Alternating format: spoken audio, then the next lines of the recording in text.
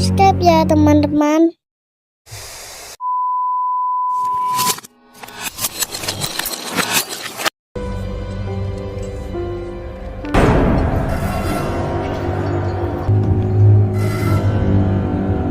Berlatar pada abad ke-19 di Montana, Amerika Serikat, kisah akan berfokus pada seorang pria parubaya bernama Isaac Broadway, sedang digiring oleh petugas penjara nomor 1 untuk menjalani proses eksekusi mati atas kasus kejahatan besar yang telah dituduhkan terhadapnya. Moses returned to the Lord and said, "False idols they worshipped."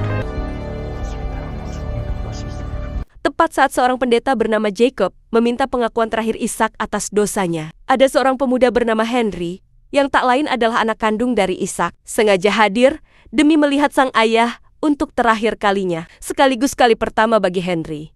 Karena sejak lahir belum pernah melihat wajah sang ayah sama sekali. Tell me, promise. I promise. After you've done it.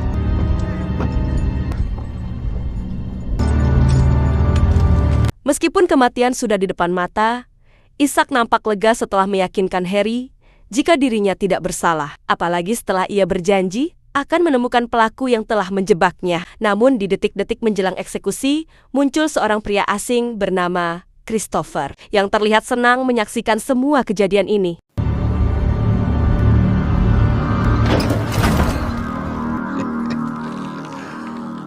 Sambil membawa abu jenazah sang ayah dalam sebuah guci, Henry pergi menempuh perjalanan panjang menuju satu kota terpencil bernama Trinity, yang menurut mendiang ibunya dulu, orang yang bertanggung jawab atas penderitaan sang ayah adalah seseorang bernama Saul Butler, yang menjabat sebagai kepala sheriff di kota tersebut.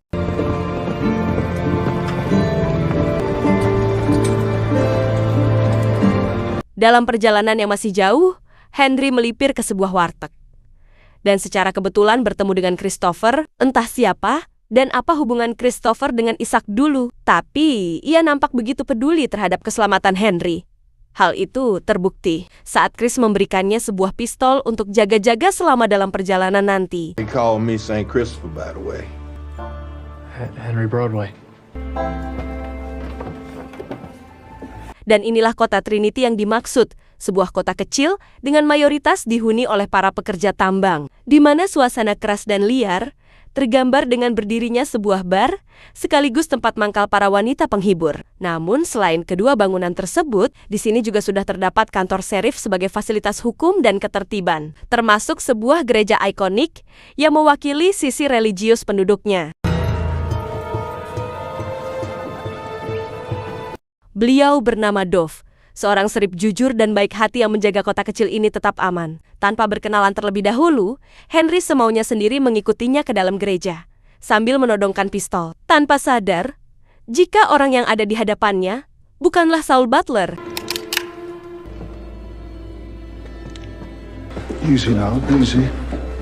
Dengan mudah, Dove membalikan keadaan dan menggiring Henry keluar untuk diperlihatkan dengan Saul Better yang kini hanya tinggal nama. Sontak kejadian ini memancing reaksi tokoh setempat bernama Gideon, yang merasa tak enak melihat kelakuan si Henry ini. Namun alih-alih menangkapnya, Dove yang baik hati memaafkan kesalahan Henry dan meminta semua warga untuk bubar. Back to business. We're all through here. Tak hanya memaafkan, Dove juga mentraktir Henry makan sepuasnya di warteg. Sambil mengobrol, melihat Henry yang masih polos, Dove menyarankan agar ia lebih baik segera pulang ke kampung halaman. Bukan apa-apa. Dove hanya tak ingin hal-hal buruk terjadi kepadanya selama berada di sini. Dan untuk malam ini, Dove meminta salah satu pelayan untuk memberinya kamar penginapan. As long as you're paying. I want you to get in that coach. Sedikit informasi tentang si Dove ini, beliau merupakan pendatang dari Irlandia dan bertugas menggantikan Sheriff Butler. Sementara Gideon adalah ketua pekerja tambang, sekaligus sempat jadi pendukung fanatik Butler. Dengan fakta bahwa kematiannya masih menjadi misteri, Gideon meminta Dove menangkap seorang wanita koboi sesuai ciri-ciri yang diberikan. Karena menurut desas-desus di masyarakat, wanita itu adalah pelaku pembunuhan si Butler. By looks like her? You should just deputize me, saying you can't find anyone. Sebagai sheriff yang bijak, Dove tidak serta-merta terpengaruh oleh asumsi dari Gideon tanpa ada bukti yang jelas. Sehingga atas dasar itulah, ia langsung memastikannya dengan mendatangi sebuah bukit bernama Strawberry Creek yang diduga menjadi tempat tinggal si koboi saat ini. Come on out. I know you're in there. Dan inilah sosok wanita koboi yang Gideon maksud. Ia bernama, kita panggil saja Rina, demi mendapat titik terang dari permasalahan yang melibatkan namanya Dove, bahkan menghabiskan waktu sampai larut malam. Yang pada intinya, Rina dengan tegas menolak keras atas tuduhan Gideon tersebut. Karena faktanya, justru Sheriff dan anak buahnya lah yang telah membunuh kedua orang tua Rina di masa lalu. Staying here and dying won't bring justice. Truth can't die with those who carry secrets. Di saat yang sama di dalam bar, Henry mencoba untuk tampil jantan. Walau hanya modal traktiran dari Dove, di sana ia digoda oleh seorang wanita penghibur bernama Cebret. Namun hal itu tidak berlangsung lama. Setelah kemunculan kelompok preman yang dipimpin oleh seorang ketua bernama Asa dan adiknya, yaitu Red, di depan. Mereka seenaknya mengejek Henry karena guci jenazah yang selalu dibawanya. The hell are you looking at, boy? Let's buy him around. Karena keadaan di luar tidak kondusif, Cebret membawa Henry masuk ke salah satu kamar dan melanjutkan acara ngobrol-ngobrolnya. Namun hal tidak diduga terjadi saat Asa menerobos masuk dan memperingatkan Cebret agar tidak berkomunikasi dengan orang asing. Merasa itu bukan urusannya, Cebret nekat mendodongkan pistol dan meminta Asa segera pergi, akan tetapi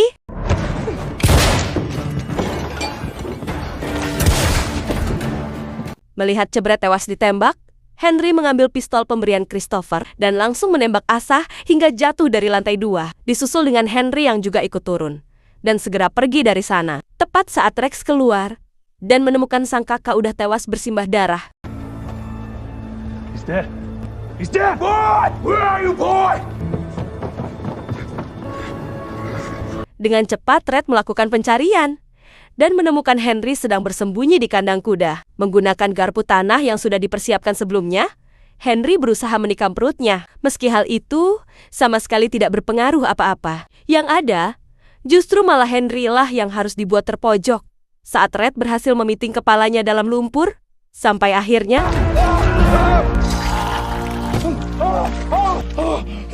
It's all right. entah apa alasan Chris terus membantunya, Henry langsung dibawa pergi sebelum ada orang lain menemukan mereka. Dan karena Dope masih belum pulang dari gunung, Sarah sebagai istri harus pergi ke kota untuk mewakilinya. Gideon yang sejak awal kurang respect dengan Sidap ini pun meluapkan kekesalannya terhadap Sarah. Namun hal itu tidak berlangsung lama setelah Sarah pergi dan menemui Rachel, alias istrinya si Asa yang saat ini sedang hamil tua untuk mencoba menenangkannya. Singkat cerita, esok pagi pun tiba. Sebelum melanjutkan perjalanan, Chris membawa Henry ke sungai untuk membersihkan diri pasca perkelahian semalam. Disinilah Christopher jujur tentang siapa ia sebenarnya. Jauh sebelum Henry dewasa, ia adalah sahabat dekat Ishak saat mereka bekerja sebagai penambang emas. Menurut pengakuannya, Ishak telah berkhianat dan menyembunyikan emas yang sempat mereka curi bersama. Sehingga bisa disimpulkan bahwa kebaikan Christopher selama ini hanya untuk mendapatkan petunjuk tentang titik lokasi keberadaan harta karun emas tersebut. Think I know where that gold is? I don't know. Do you? No.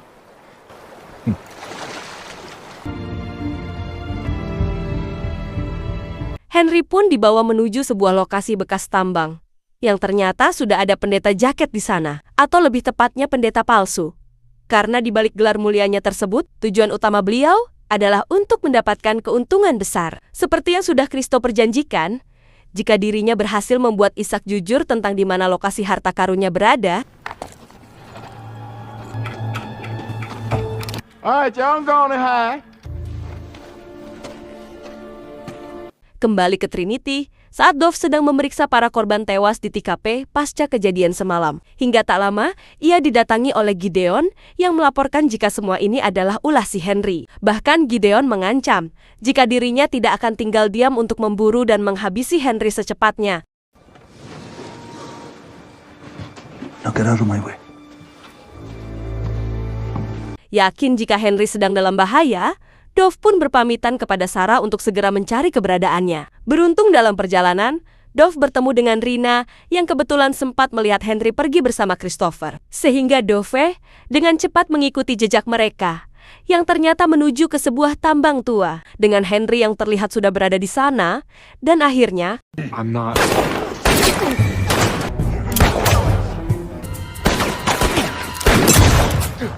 terjadilah baku tembak antara Dove dan Jacob CS, yang memang sengaja menjebaknya untuk datang kemari. Di mana hal tak terduga terjadi saat Rina ternyata diam-diam mengikuti Dove dan membantunya melawan pasukan si Jacob. Sementara Rina fokus dari arah belakang. Dove harus terlibat pertarungan sengit dengan Jacob yang berhasil membuatnya terpojok. Akan tetapi,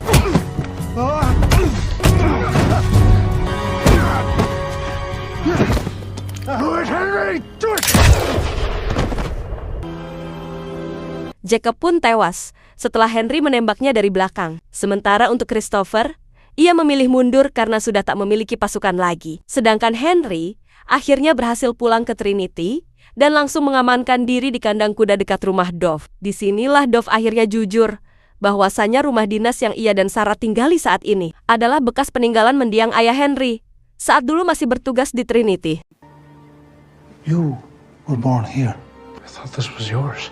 Actually, it belongs to the town. Mendengar hal itu, Henry langsung teringat dengan Christopher dan harta karun ayahnya yang disembunyikan di Trinity ini. Jika memang rumah ini sudah dibangun sejak lama, besar kemungkinan Ishak telah menyembunyikannya di sini. Dove yang baru mengetahui hal ini pun akhirnya memberitahu jika sebelum dirinya dipindah tugaskan, Butler sudah berkali-kali merenovasi tempat ini, entah karena alasan apa, sehingga ia menyimpulkan jika Butler sengaja melakukan itu untuk mencari keberadaan harta karun emasnya.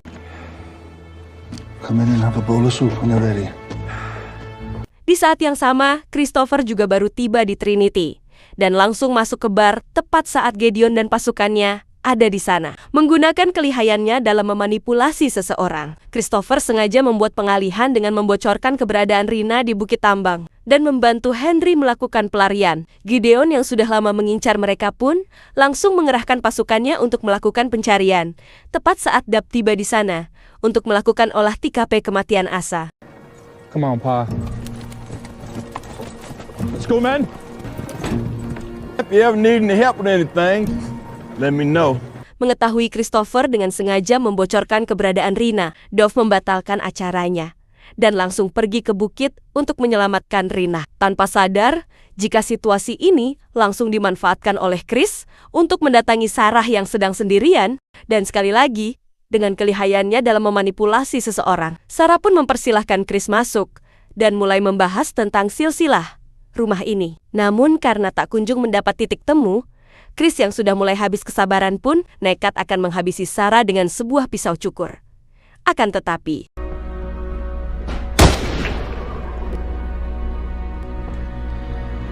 berkat tembakan menggertak yang Henry layangkan dari luar, Chris akhirnya keluar dan tidak jadi melakukannya. Henry tahu betul jika kedatangan Chris kemari adalah untuk mencari informasi tentang harta karun emasnya. Henry juga mengatakan bahwa Sheriff Butler tidak pernah menemukannya di rumah ini. Karena jika memang benar adanya, tentu Butler sudah berhasil menemukannya duluan.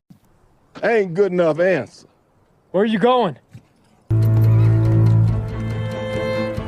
Masih di hari yang sama, Dove akhirnya lebih dahulu tiba di bukit dan memperingatkan Rina untuk segera pergi. Namun setelah semua yang mereka lalui, Rina memilih tetap tinggal dan akan melakukan perlawanan. Tak lama, muncullah Gideon dan pasukan yang mendesak Rina untuk menyerahkan diri atas tuduhan kematian Sheriff Butler dan pendeta Jacob, di mana Dove langsung menjelaskan jika dirinya lah pelaku atas semua tuduhan tersebut. Padahal jelas-jelas itu hanya sebuah pengalihan.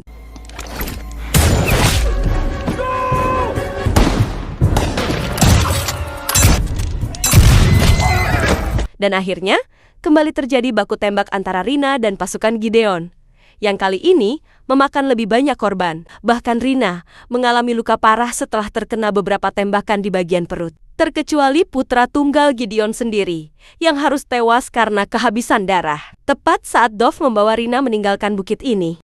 It's okay.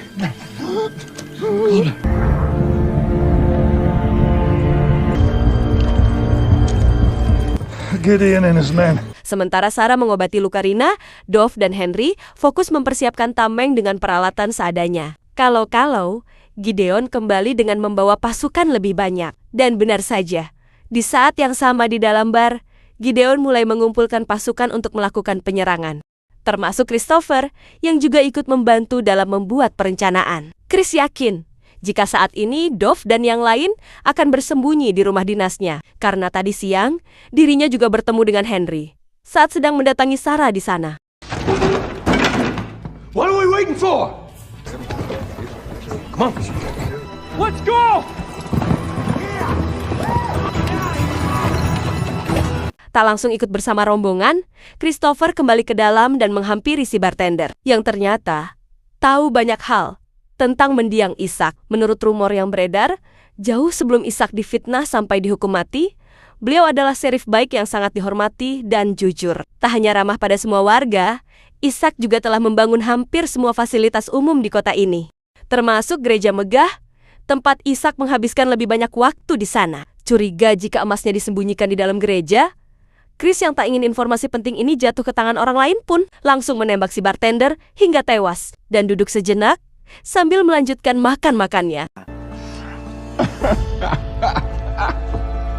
Singkat cerita, sore menjelang malam pun tiba. Terlihat pasukan Gideon sudah mengepung seluruh rumah dan langsung melakukan penyerangan. Sementara di dalam, Dove yang sudah merasa cukup dengan persiapannya pun segera mengambil ancang-ancang untuk melakukan perlawanan. Dan inilah yang terjadi.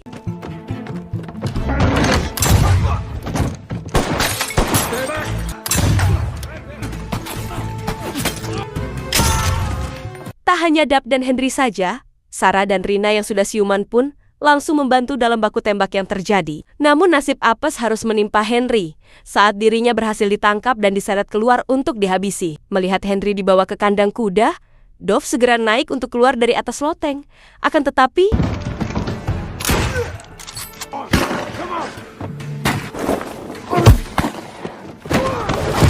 sementara Dove masih sibuk adu jotos dengan si penjahat, kita akan dibawa ke kandang kuda. Saat Henry sudah diikat tergantung sambil disiksa habis-habisan oleh Red dan anak buahnya. Tak hanya membawa misi balas dendam, mereka juga mulai terobsesi dengan emas milik Ishak dan memaksa Henry buka mulut tentang keberadaannya. Tapi apa yang terjadi?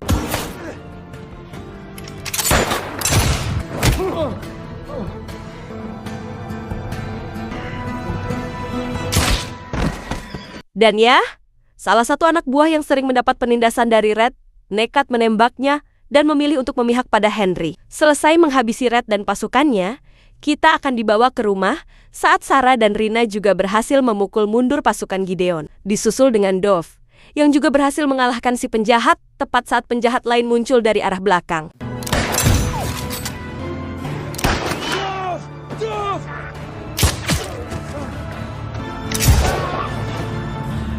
Tersisa Gideon dan satu asistennya yang tidak bisa apa-apa.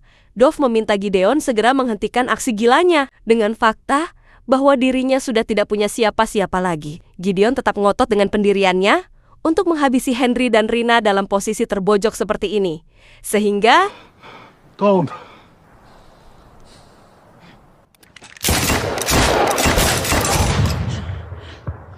setelah Gideon dan semua pasukan habis terbunuh, Dove dan Henry segera menggeledah seluruh kota dan menemukan Christopher di gereja baru. Selesai melakukan penggalian, di sini Chris akhirnya jujur bahwa dialah orang yang sudah menjebak Ishak selama ini. Gara-gara sakit hati, karena Ishak tidak membagi emasnya. Padahal faktanya, Ishak sengaja mengubur semua emas di gereja ini, bukan untuk memperkaya diri, melainkan sebagai aset cadangan untuk kesejahteraan kota Trinity di masa depan.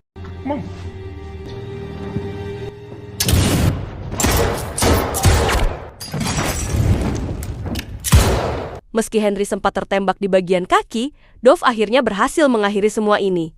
Dengan Chris yang tewas karena luka tembak di dadanya. Berapa meter meninggalkan gereja, ternyata Christopher masih hidup dan meratapi tumpukan emasnya. Sesaat setelah ia benar-benar mati karena kehabisan darah.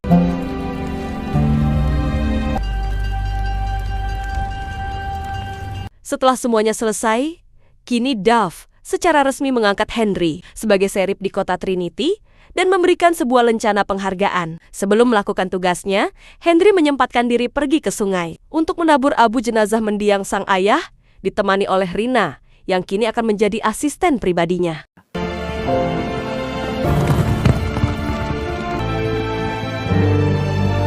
tamat. Terima kasih sudah menyaksikan alur cerita film sampai akhir. Jangan lupa subscribe, dan sampai jumpa kembali di movie berikutnya.